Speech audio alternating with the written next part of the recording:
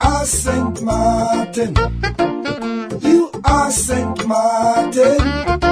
The URSM, the Unified Resilient Sint Maarten Movement, being a political movement, will be hosting a weekly radio program called You Are Sint Maarten, every Wednesday from 6 to 7 p.m. on Radio Mix 94.7 FM. I myself, Dr. Messalina, the political leader of URSM, will be hosting this radio program in which current issues, actualities and general topics will be discussed with the people of Sint Maarten. So join us every Wednesday on Radio Mix 94.7 for our radio show You Are Sint Maarten. You are Sint Maarten.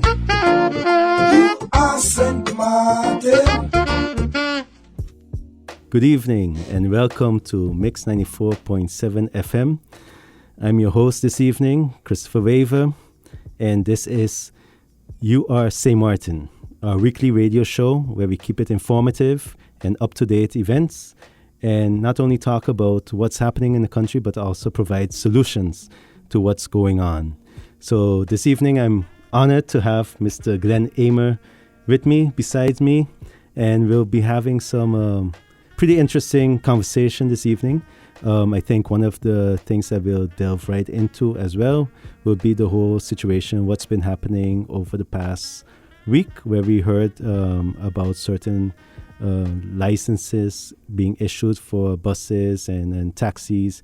So we'll touch a little bit about that. But before that, I'd like to say good evening to Mr. Emer. Welcome. It's good to have you again. Thank you guys. Thank you for having me. Good evening to everyone, to our radio listeners. It's nice to be back on the radio again, letting people know what's going on. We are here to inform you pretty much concerning what's happening this week in the buzz of this week then. More yes. Plates being issued to the public. Well, it was rumored, and I think there was also a letter that was sent off to the media, and which kind of touched base on the concerns, I think, that the association had. So on behalf of that, I mean, I know you're in the industry, so you know exactly what's going on, how it would affect what's happening right now, especially with, tourist numbers being down. Very low. And also by the airport, what's happening there is affecting also the amount of tourists we're getting, and also the ease of the taxi drivers there as well. So if you could enlighten us a little bit about the letter itself, and then also some of the concerns. I think quite often we're discussing giving out licenses for the T-plates or for the taxis, but then also there's certain structural stuff that is missing. And I think when we start to do something, we need to start at the beginning and fix these issues first before we proceed to then give out more licenses and stuff like that. So correct. Great point. And by law, normally we should have a transportation committee, in which we haven't had one for so many years now. In which before any minister or any government body issue or wants to issue should contact the transportation committee body and find out if there's a need for any survey has been done. Because we haven't seen anyone doing any survey, because as a matter of fact, when there's no ship, we are over 550 taxis. There's only about 100 works. So where are we going to put these extras that we are issuing? I mean, say, one minister told me this, and I never forget this. Now that we are in, looking out. We don't want one out looking in to the business that we are in. That is not the case. The case is we are already oversaturated. Where are we? We don't even have a proper parking area for those who's working downtown and elsewhere. Because if the airport holds back 180, and doesn't operate with that much on a given day basis. But nevertheless, over 550 taxis for the Dutch side, Chris. Wow. That is not talking the 180 plus that we have on the front side. So you're looking in total for this smaller island, about 700 taxis. Correct. Wow. And I think you were telling me earlier as well, we even have more taxis registered than the island of Curacao. We do. And Barbados. And Barbados, and when you talk to people, because we do the seminars, we go to different islands, we see these things, and we tell them how much taxis we have. First of all, they be thinking, wow, how many ships do you guys getting? wow, you guys must be getting a lot of ships. And we used to have a sheer amount of ships. You know that too. Yes. And a lot of things have changed now. Pandemic has changed a lot, and now is a decrease in ships, and also quality of ships. Because again, for the fact is, people are not spending to have a yard sale next year. Yeah, they're looking at the all-inclusive kind of feel. Correct. They get their food on the ship. Already, they're looking to get their tours already booked on the ship. Correct. So when they come in, it's the tour operators to deal with. They go on a tour, they come back. And they get if back anything, they walk to Front Street. Yeah, correct. You know, and Most of them is walking, a bottle of water, a soda, a Coke, and you know what I mean, and so, things in that matter. But I think there's also still the what we need to talk about is the gypsies. They're still around as well. Well, yeah. So do they also then take some of the percentage? Because at the end of the day, it's also competition. Correct. We always have competition. But I'm not even want to involve the competition in a sense, because I believe if a person wants a proper taxi service, they will look for a taxi. Okay. And we need, as government, as the people, needs to find a way to promote the taxi drivers, but we need to be more presentable as well. Yep. And we find that a lot of times we lack that image, and I believe government needs to step in, where government makes sure that taxi drivers are properly given that image, and we lack that image. You know, a lot of things that's happening in the last couple of years where, people does what they want and still doesn't read their ordinance. No. And it states in your ordinance, proper tire, proper groomed. Simple things like this attracts people to your island. But this is also why it's so important to have a committee in place. Correct. To regulate all these things to make sure it's upheld. When was the last time, or have we ever had a committee in place? Oh, we did. Last committee, if I'm not mistaken, was 94. No, after Lewis, 96, if I'm not mistaken. But I could get back to those figures. I'm not sure about that. But it's been a while. It's been a while. It's been a while. It's been a while. Over 20 years plus, we haven't had any committee. Wow. So that to show you. And what's the cause of that? Is it because it goes through government? Right? It goes through government, yes. Yeah. Well, the cause of that government, as I understood from the members that we had previously, the last committee members, government seems to be doing things still without asking their permission, or even if it's a need. So therefore, they found that the service was not really needed, because government didn't respect their duties. So most of them didn't agree to disagree, and that was the end of it. So and government didn't really look to appoint other members, and so it could be properly done. Because again, all the permits, all these things need to be surveyed. Yeah. We never seen anyone survey doing anything. I don't think government should take decision by people coming to their office and needing help. Yeah. We need to do a proper survey, make sure that it is a need for. Because again, we got 550. Yeah. and it needs to be based on facts. Yes. Quite often we look at requests, what's coming in, and then it's like, okay, should we issue it? But then if you had a committee in place, I think we need to start back at the beginning. Correct. And go back and form the committee again, because there was a reason why we have a committee, to regulate certain things. Correct. And to make sure that it's representative of a certain level as well. So I think we need to go back to that first step before then move forward to say, okay, we're going to issue some licenses out. Let's evaluate out of the 500 and so many that are out already. What are the status of those? I think you mentioned as well to me before the show started about some persons that were deceased and now they have a license. And what happens to those licenses? Well, at this point, as we know, we have some few deceased in the service, in the taxi service, and these licenses stayed in. And I don't know if these are the licenses that they are talking about issuing to people. Yeah. But again, there's no data on that. We have no information concerning that. So we pretty much don't know if that is are they going to print? Are they going to break the moratorium again and issue more above the 550. So there's no concrete, again, from the government. It's just... So we need... that's kind of the loophole then that they might use to issue certain licenses to say, no, we're not creating more licenses. Yeah. We're using the ones that already were issued.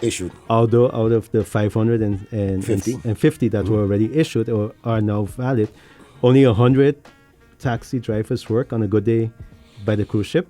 Well, no, let me put it this way. On a day there's no cruise, 100 taxi, give or take, will be working. Okay. Because there's no work for the 550. And then it depends how many cruise ships are in. So when we have a cruise ship, no matter if it's one or two, then you would find majority would be working, because then, it spreads about. Okay. Because then you have the airport will be having a few in downtown harbor, so then the wealth will be spread. But if there's just no ship, then everything's for the airport. Then you're only going to have 100 taxi, pretty much, and especially on the off season like October and November. We're hoping season will pick back up after Thanksgiving. Yep. Yeah. And then when I'm looking at it, because we don't have a committee in place, so that's the first thing that government needs to do. Is to bring the taxi associations together and form a committee. Correct.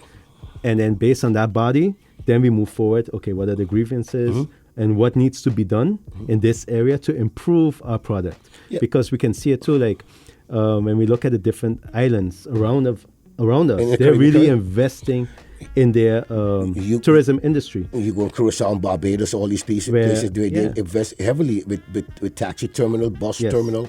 So at identification. Yeah, exactly. So we're seeing now we're falling somewhat behind. Yeah, we are. So we need to see how can we uplift it, and we can only do it when we bring everybody together, all the stakeholders. All the stake, correct. And then make sure that everybody's on one page and move forward from there.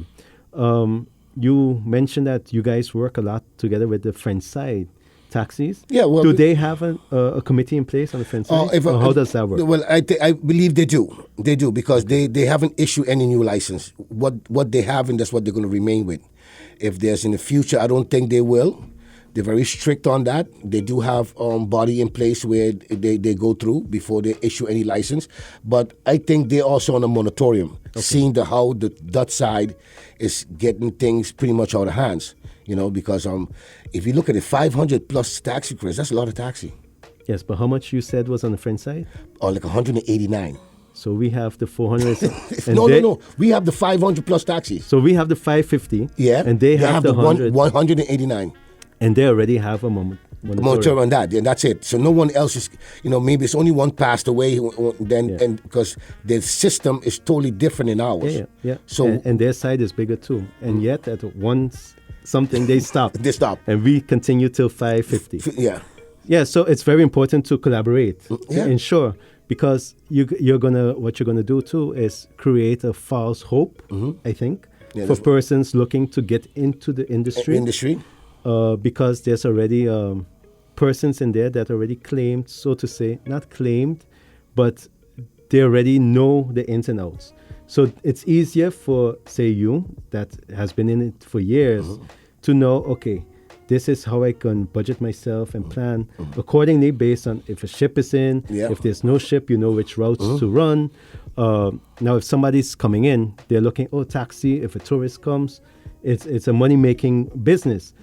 Where actually, if you don't really know the industry, and you really have to know it, and you kind of have to know your peaks, correct, to know how to survive. Correct. And I think true. it's easy now to say, Mr. Emer, you want a taxi license? Sure, let's give you one. And then I know in the past it's been very politicized. So to say, still is. Yeah. Still is, Chris. We got to be honest with it. It still is. We've seen it based on the rumor that's been circulating from last week. And I state it again, it's just a rumor until it really happens. But it's something now that we're looking to, based on this, but does it have the same value, you would say now, as it did, say, 10 years ago? When persons are really like, give me a vote, I'll give you a taxi license. You know how it used to be back in the days? And even now, when we look at the bus licenses, there's a lot of politicians behind those licenses as well. But we're trying to move away from that mindset. Yeah, and I think we need to. we need to involve, because what we're seeing right now too is the politics. They're holding each other hostage to get certain things that basically is only going to benefit a certain few. Where we need to start to look at addressing the bigger picture, and to ensure that what we do for this island is going to benefit the masses. And I think once we put that mindset, and Correct. I think the people need to realize now that we need to vote for a government that is going to really focus on the masses and not just the select few. And this, I just want to touch on this real quickly to say about that. As we understood, it's about 45% of the population doesn't vote. Yep.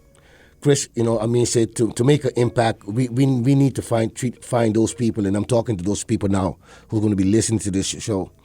Come out next election, make a difference. There's some new parties right there. If the URSM is for the people, trust me, and we got good candidates on that slot, willing to work for the people. I know it's cliche if you want to put it this way, because many times they say, "Oh, Glenn, when you get there, you will do the same thing." Yes. You hear that. Yep. Glenn, what makes you different? What makes you different? Yeah, correct. I say, I won't say just give me an opportunity. I want to say, you are fed up. So am I. Yeah. And then the only way that we could make a difference if people wants to change. And if you're talking about buying a vote, then I said, then you're talking to the wrong person. Yeah. Then you want it the same. Yeah. Because when you bought it or sold it, whatever, it hasn't changed anything. They doesn't look for you because you already, gave your consent to whatever they're going to do. Yeah. So I'm saying, giving us opportunity and give us a try. We want to be transparent. We have to be transparent. Yep. Because that's the only way the people will believe us and really know that we want to work for the people. So we want to work for the people. And I just want to get that off my chest pretty much. Yeah, but listening to you as well, I mean, we can tell you're a genuine person with genuine concerns. Correct. And have been in touch with the people as well. So you know what's really going on. Most of the persons are sitting nice in the office and just read the newspaper, but that's just how you call it? The surface. That's the surface, correct. You haven't scratched it yet. Yeah, you're just scratching the surface. But where you are really touching the people, really listening to what's going on. Because, every day. I mean, at the end of the day, it's not just tourists taking taxis either. No. We have some local persons that take taxis from point A to point B. Correct. So during that drive, there's a lot of conversation going on as well. And I think... and I admire that from taxi drivers, bus drivers as well. But I think a taxi driver is a little more intimate as well. More intimate, yeah. So you get that connection with people to really understand what's happening in this country right now. And I mean, we see it. We've seen how we've gone from, how you call it, the number one tourism industry within this region to now it's, we're fighting to kind of keep up with the rest, So we need to ensure to put persons in place that have the right mindset, but also, once again, concentrate to the masses and not just to the select few that keep benefiting and hoping that things remain the same.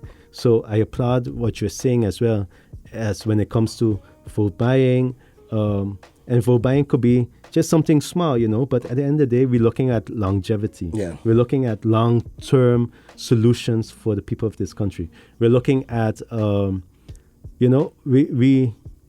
don't like to say it, but the word, when you're a beggar mentality in that state, it's a very dangerous situation when you have persons. Because you easy can be taken for granted. No, exactly. And no, it's true. And people that are in power capitalize on these individuals and say, okay, here's $200, go get yourself some food.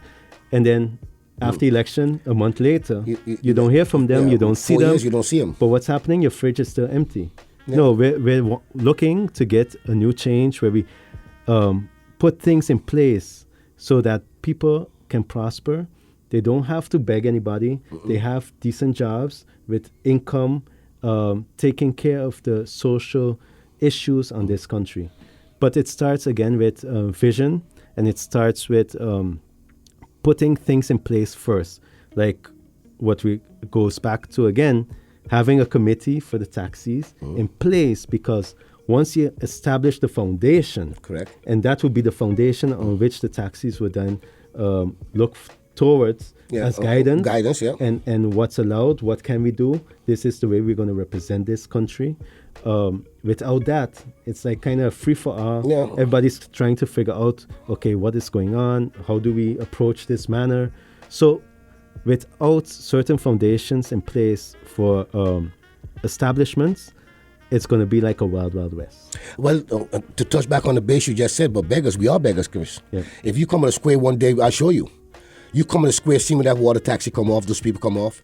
You have people screaming, you know, and then prices are being reduced. Yeah. You know, and people are confused because, you know, which one, we are beggars. That's a kind of beggars mentality. Yeah. You know, and you would have one would say, okay, I'll take you for 15, and the other one would take you for 12. Yeah. And then when that person sees that, or that group sees that, say, if you're willing to undermine the price, then you will take 10. Yeah. You see, so that is a beggar's mentality, and that's not St. Martin people, if I would say so. But I also think it's more survival mode. That's a survival mode, because that's how it is right now. Yeah. That's exactly what it is right now. It's survival mode. Yeah. But again, because of the oversaturated market, one, and the improper way of working, and there's no control. Yep. Whatsoever, because now just to touch base, we had the government controller 2 days that we had shipped, Tuesday, Wednesday, Monday, Tuesday, excuse me, and they came on the square and clear out the square, and I always try to represent the boys them as best of my ability, and a small protest. I say, why are you coming when the days that we can make a little bit of money to feed our family? Yeah. And during the week we don't see you. Yet we were sent by the ministers. Yeah. Yeah. Yeah. That was Wow. it. And he says, we understaffed. And I won't say who, but they say we understaffed, but this is the way they do business. Glenn, if all you want anything to be properly done, why don't you all you protest at the minister? I said, it doesn't make sense. Yeah. Because we wrote numerous letters to come and see our working condition. Yeah. But they quicker photo option. Yeah. Let it be an opening of a place. Yeah. And, elections is coming up. we can feel it in the air. You'll see a lot more. I'm sure you guys will get a lot of visitors. We will get visited now. Yeah. Well, yeah, that's always has been the case. You see them around when there's a need for them. Yeah, for us. But I mean, in a way, some of them are right when they're saying protest. But what we've seen as well, what has it led to? We've seen it just a few weeks ago when we had the fire department protest by the government building as well, where they actually had to put on their sirens and make a lot of noise to get their attention, to now finally have gotten the meeting they've been asking for weeks. For weeks, months. But why does it have to go to that extreme? I mean, at the end of the day, when we listen to press briefings and those kind of things, they always say, yes, we understand, we're for the people, but they're not. But yet they're not listening to the people. No, they're not listening to what one did. And we even had ministers say, yeah, but why is the news media always focusing on the negative? What's going on? There's a lot of positive things going on right now too with this government. But we shouldn't focus only on the positive, because at the end of the day, some of the positive things that are being done is just part of your job. Yeah. You understand? Yeah. I can't applaud a shoemaker for making a shoe. No. Tackle the difficult stuff. Tackle the difficult issues that we are going through now. Exactly. Poverty. But why we're addressing? But that's why we're addressing the negative things, because those are things that are not in place that should be in place. Correct. You understand? I can get upset with the shoemaker because he messed up my shoe, but I can't applaud him for making 5 shoes that were good. No, that's part of your job. That's your requirement. Yeah. That's the basic things we require. So why should I now applaud a minister of let me see, a minister of Vromi for fixing a road? No, I mean, you were supposed to do that. Yeah, that's his job.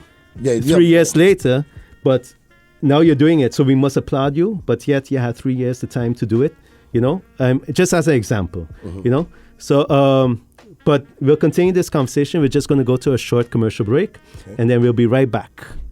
Good evening and welcome back. You're listening to UR St. Martin, our weekly radio program on Mix 94.7 FM every Wednesday from 6 to 7 p.m. With me today, we have Mr. Glensly Emer. We had a great first half conversation. So I'd like to just continue on where we left off, where we're saying they only come to us, the government officials, when there is a picture opportunity, but when there's really time to deal with the issues at hand, no one's there to be seen. I think what you mentioned earlier as well was that when we look at the beggar mentality, in a sense, from the competition and just the survival mode, where certain persons would accept $15, $10, and who knows how far they will go just to make $1, just to feed their family at the end of the day. I think this is also why it is important, why we have certain committees in place. Correct. To make it fair. Because now if the committee is established and they say, no, we can't go lower than $15 for a tax, just for example, then everybody needs to uphold to that. And those that don't, then you can report it to the committee, and then there might be consequences based on that. We do have a price list. We work with the government price list. And that is not the issue. But government always says as well, government promotes you cannot charge more. Okay. You can charge less, that's your prerogative. But I don't find that is fair. Yeah. Because if you have a lesser price than the price that is already established, and then you undermine the taxi fee. Yeah. But to touch on that, what we just said, Sint Maarten people are very passive people. We need to find a little more raw into us now. It's time. Yeah. It's long overdue. We are passive people, and to the point where we are too passive now. Yeah. Because that's why I think we have been taken advantage of. Yeah. Because people say something, but not really say it out loud. Yeah. And people, and I believe that the government hearing the streets are crying and saying these things is wrong. But for whatever reason, they are still doing it because it benefits them and their family. Yeah. But I hope that the Sint Maarten people sees this. Yep. And we get off our chair. And come voting time and say, hey, no, we want to change because this is too much, and we only could do it with the people. Yeah. No, and it's they're quick to also promote their narrative as well. Mm-hmm. I mean, we had it a few weeks ago, I believe, when we had a member of parliament stand up and say, according to a recent poll, 70 somewhat persons don't want elections right now. So my question was, when I heard that, based on which poll was this? Yeah. How reliable is this poll? Who did we poll? Because I know for sure you wasn't asked. I wasn't asked. So how many persons were asked, And working with statistics and everything like that, you have to be so careful, especially on the floor of parliament, to just make up certain numbers or certain polls to benefit your narrative at the moment. Yeah. No, let's do things legitimately and make sure that what we say, especially on the floor of parliament, that those are facts. Those are facts. Well, many things have been saying, but nothing has been done. Yep. That is my concern. I doesn't listen much to what have been said. I would like to see them do stuff. We've been lacking as the tourist industry for so long, Chris. Many different things that is needed to be done. A proper working area, so as a taxi stand, a proper bus station, terminal, a little more organized. People are in disarray. There's no proper signing to say, hey, here you could catch a bus, or here there's a taxi stand, officially. And then people also with the parking situation. We was in the square, then we was underneath the Parliament building, and then we got a little spot on Back Street, and now they shift us next to RBC, and now we are gone from RBC. You see, the passiveness of the people is taken into consideration here because of being so passive. They do whatever they want with us, and people only complain to themselves. Yeah.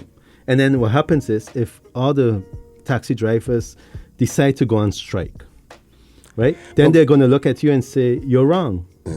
Because now you're affecting the other economy and different persons, whereas there was something leading up to it.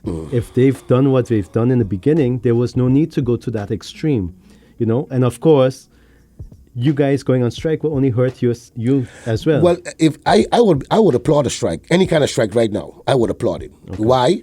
Because it would tell government that we're not taking what you're doing to us anymore. Okay. But there's no unification in the taxi field. That's the issue. Again, let me give you a little facts. From the 500 taxi permits that we have, there's only maybe 25% of those are actually the holders. The rest is leased out, or help chauffeur, as we would say in Dutch, or help drivers. Okay. You know, and so then that person is not going to go with you, Chris. So we're in a minority now. Yeah, because at the end of the day, they have to pay their fees. So they have to pay. So they're not. They're not going to be with you in any kind of strike or any kind of demonstration for a better cause. Yeah. So there's no balance there. Yeah. And the politician and the system knows this. Yeah. So they've been taken advantage of. Yeah. So there's a few cry. Yeah. But there's not many actions because too many. Yeah, and what we see quite often too is, and I think that's where we need to get the public's mindset change as well, is that, look, for the past 3 years, not much has been done. Nothing. Next year, they're saying it's election, so you're going to start seeing a lot of stuff happening between January, February, March. You're going to start seeing things and then hope that the population of this country would forget all the struggles that they had to go through 3 years prior to now be like, oh, wow, this is a great government and look how they're looking out for us. You might have a taxi stand coming soon and then you have this coming and then all is forgotten, right? I will still applaud a taxi stand if they bring it. No, of course. No, of course. But it's again, needed. It's needed. But again, that shouldn't take away from what has been going on for the past 3 years. No, you know? it shouldn't. This has... I mean, they should have done this 3 years ago. But if it comes now, great, because we need it. We need it. Right? We need identity. Yeah, exactly. So we need it. But at the same time, what is their reason for putting it there? Is it because, we finally listened to the taxi drivers and their needs? Or is it because, hey, election is coming up. This looks good. Let me go take a picture with Mr. Emer, go on the front page of the newspaper, and then get my vote at the end of the day. You know, what's your intention? And I think what we've seen, and I think COVID kind of helped it as well. Yeah, is COVID exposed them. Yeah, it's really exposed their true intention. Correct. And are you really there for the people or not? So people have seen that. So let's see if that carries on until next year when elections happen. Well, I don't think I will be seeing any politician coming down, seeing what they can do. Because, again, they already heard the cry of people. They know people are really fed up. You know, if you go on the street, no one want to talk politics, Chris. You know, I have it difficult sometimes just to talk. You know, I don't indulge much directly into the politics. And I just want to know if you have voted. Yeah. You know, I have family members, Chris, haven't voted for 10 years. Wow. Because they're tired of the same thing. Because they, you know, in that motion of who can I vote for? Because if I vote for him when he gets in there, we give the same thing to the young boy wonder. Yeah. We had much hope in this boy. Yeah. And then look what he have done. Yeah. You know, so for that reason, people has 10 years without voting. So I'm appealing to them. Yes. I want to appeal to them because those who's continue voting might have a narrative or a motive to vote. Yep. I want those who wants a change. Yes. Yeah. And I believe those who haven't been voting for 10 plus years, they want to change. Because they want the change. They want the change. They're not voting. That's why they're not, because they haven't seen the change. Yeah. So we want to concentrate on those people and actually, and let me see if we can talk to you and then see you will give us the opportunity for a change because we need a change. Yeah. And I guess URSM is on the move, like we would say. Yeah. For a big change because it's going to take a lot. It is. It's going to take a lot because, Chris, we know that we know, you know, and I know that all what is going on right now in this government is not going to fix it overnight. No, it's not. It's not going to. So anyone who comes in there, but if we goes in with a good mindset, good intentions, also morals, and openness, and tell the people what's going on. I think once you communicate, I think communication is key in any relationship. Correct. Whether it's a working relationship, a personal relationship. Once you have that communication, then you can go on to a next level. Correct. So I think once we give that to the public, because that's what's been lacking as well. We have to beg for information, and then sometimes when we get it in pieces, and then we don't get the full story until it comes out, and then it's like, oh yes, but we couldn't say this. But then different countries, you see that they already gave it to their people, So I think that is the change. The persons that we put to select need to have the right mindset, because at the end of the day, look, I am 40, so am I the millennial? I mean, but you get tagged up in it. But then when you see what these younger politicians have done, now they've tainted somewhat the name of the younger politicians. Correct. Because then persons are like, yeah, see, we wanted younger ones, and look what the younger ones are doing now. No. So then it's like, yeah, but what makes you different than those? And I mean, for me, I've been in office for 7 months, and I've shown what I've done and what I could do. So that kind of helps to kind of show them a picture from, okay, well, yes, you are a little different than what we're seeing right now, But then, we need to then get the right mindsets. And I think what you're saying is correct. A lot of persons that don't vote, the majority of those that don't vote, are fed up, or they don't believe the system anymore. The system. They don't believe in the persons that are putting them there, because they've been disappointed so many times. Too many times. Again, we need to change the government apparatus. Yep. I think the mentality of Sint Maarten way of governing needs to change. One will not admit it, because no one wants to step on each other's foot, because on one toes, and they would put it. But we need to change the government apparatus, because government, you would find what happened here would not happen in any other parts of the Antilles, because the people will complain and do something. If what is happening now on this island, would you think that would happen in Curacao and Aruba, Chris? No. So that's to show you, that's the mentality of our people. So we as the people as well needs to change our mentality and not let us stray away to the point where we should be accountable for everything we do, and we should accept criticism. Yeah. Because it only makes you stronger. It shouldn't put you down. Because if you're wrong, you're wrong. Don't be wrong and strong. Yep. And we find many times the politicians of today, don't say sorry. Yeah. Because they're never wrong. Yep. And that's the problem, because we always find some fault in whatever you do. But if you have that genuine feeling within yourself to say, hey, I made a mistake, we could come together, let's find a solution. Because like I always say, two heads are better than one. No, definitely. and to touch back onto what you're saying, accountability. I think that is such a important key, because there seems to want to be from this government, they want to hold persons accountable from the outside, but not themselves. Because we had a few opportunities now where we've seen certain reports from the high councils of state where they reach, and once it came to actually putting persons accountable, they made sure not to do it to save themselves. But then yet when there's issues in GB or any other instances, then we are quick to say, no, we need to hold these people accountable and this and that.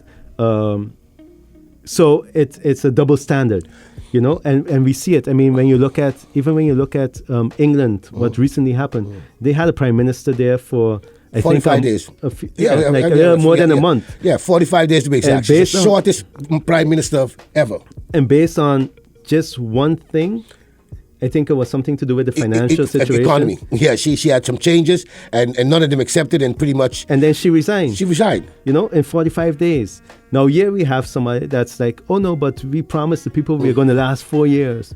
But that doesn't mean that if one minister leaves because they didn't do what they had to do, that the government will fall. No. But you can... with a better one. Yeah, but what happens is, because that you wanted to keep that one minister, now you lost persons from your coalition, because to my understanding, I think they lost 3 members of parliament supporting this government because of that one move. But then you joined now with 2 other members to still try to hold and trying to now say that if this government lasts 4 years, that it's the same government. But yet you change the dynamic so many times within the 4 years. How can we now claim that you are the same government? You know? Well, I want to ask you something. I don't know if you heard about the situation with the press, with government with press, and I have members of good friends of work with press would not go to any press anymore because they cannot express themselves the way they want to. Yep. You know, I don't believe in that. I believe, you know, the freedom of the press should always be there. They should be able to ask ministers and government officials difficult questions. And the government should have an obligation to answer difficult questions. Yeah. You know, it's not about the good ones. Oh, yeah, we opened this building. Oh, yeah, look what we did. No, difficult ones. They always seem to defer for another day, for another week, and never come back to it. Yeah. So now the press have all these restrictions. They would have to bring a set of lists of what they're going to ask prior so what do you think, press briefing? So what do you think about that? I mean, say this how far this is unheard of. And we've seen persons from various news agencies complain about it as well. Yeah. And I think what's going to happen now is you're seeing, as you said, certain members from the press are refraining from going to press briefings. And what's happening is usually those that have the most credentials and most qualified press persons are not showing up. Yeah. You know, so then you're left with mediocre. The mediocre press that's there to question and then hopefully not ask the difficult questions. Correct. You know? Yeah. So that way we can just focus on the positive. You know. Yeah. So that is something. Freedom of speech. We need to ensure persons are able to ask those kind of questions. Yeah, well, that's the way public would have a good view when you can answer difficult questions. Where it's not a let me think about it for 2 weeks and then sugar coated or water coated, whatever you want to put it, and then to make it right, because you should be able to answer any question unless it's something that you do not know about. Yeah. But then you be honest and say, be honest. I don't know. If you're not doing anything wrong, there's no need to hide from any questions. Correct. You know, but as you said, if you don't know, then you don't know. You just be honest and upfront and say, okay, I have to look back into it and I'll answer you back either in writing or in the next week when we have press briefing. And not in 2 weeks and 2 months and then he doesn't show up and then that's been forgotten. No. Because that's what the press is complaining now, because they can't ask these difficult questions. But if you notice, we're seeing the same thing happening in our own parliament, where when the ministers come to parliament and parliament are asking the ministers questions, a lot of times when you hear it, persons are like, yes, but you didn't answer this question or you didn't answer this question. And then they try to go around it. And then a lot of questions don't get answers from their own parliament. So now, if we don't respect the press, we don't respect our parliament, what are we there for? You know? Well, that's the reason to come back to this cohort. That's why the Dutch government said, well, listen, they say, you're not doing nothing for the people. So let me take over for 7 years and see what I can do. Yep. You don't want that. You don't want that, but you're not doing anything with it. No. We have a unique position as a 16 square mile island where we can make our laws to accommodate the people. Yep. To help the people prosper. But all we do, we fight among ourselves. Yeah. And not doing any work at all for the people. And you know what it is? We have so many laws in place already in this country. I think we just need to review them, see what's there, what's inactive, and what do we need to tweak a bit to kind of help the situation we're in now. You know, where often we're looking at, we have to make new laws. No, there's so many of them already in place. But maybe they need a little tweaking because it's not the same as how it was 20 years ago or whatever, that we now adapt them based on our current situation. But again, let's hope to see that this will be done in the upcoming election. People will understand that we are really here to listen to all, whatever scenario that each and everyone has and whatever it takes, because I said 2 heads are better than one. Yep. You know, a good leader is a good listener. Yes. You know, for you to lead anything, you have to be able to listen to your people. Yep. And because, you know, your concern is the people. Yep. And if you're not listening to the people, then you're not concerned. That's it. That's it. I fully agree with you. Yeah, I fully agree. So if for the point where they're not listening to us, because we are crying out loud for so many years now, they're still not listening to us. Whatever, we haven't seen one government official come back. I remember the last time I saw a prime minister, which was Leona Marlin, and came and asked us briefly. They was in the street and how things are going. We said, not good. We're still fighting for what. For a taxi stand. Yeah. But at least she came out, she was there, and she came out, she asked us. Yeah. But you don't even get that no more. No. I politics wasn't that way. I can't remember politics to be that way. No. But we touched on something Saturday past gone there, and it's very sure. I don't want to be considered as a politician. I'm a political leader. Yes. And we have the change. We're not politicians, Chris. Yes. We are political leaders because politician has bad name. Yep. And I think if you adopt the politics, and then you will go back in that same category where they're already in, and we wants to move away from. No, I like the term political leader, because at the end of the day, you are leading your people. Correct.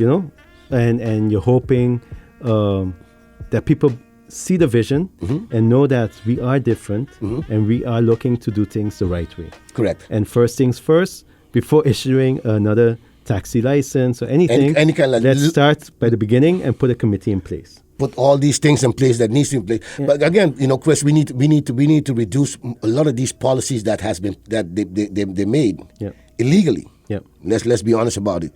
We need to get rid of most of those policies. So we need to review those too and see because what works and what doesn't work. Yeah, because on the policies that they have created, it has been created in a sense to benefit themselves, to help family members or friends, whatever. But it doesn't. It trampled into the other laws, and they haven't reviewed that properly. Yep. So that's also is conflict of interest. Yep.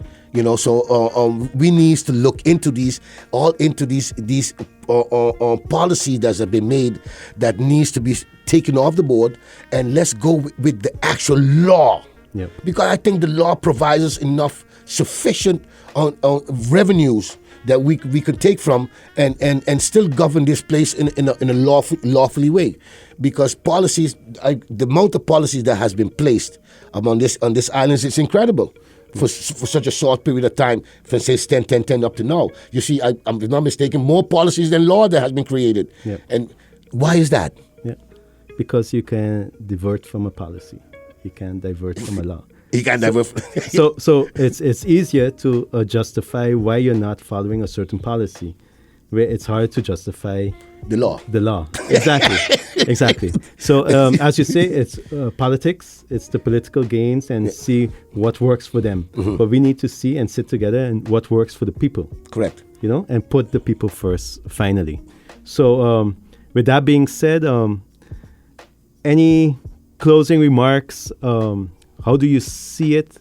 What do you want to see in the future? What are some of the solutions that you would want to see? I mean, I know you said the taxi stand. Mm-hmm. We need to put a committee in place. Mm-hmm. So just any closing remarks? Well, my closing remarks would be, again, I want to keep it simple.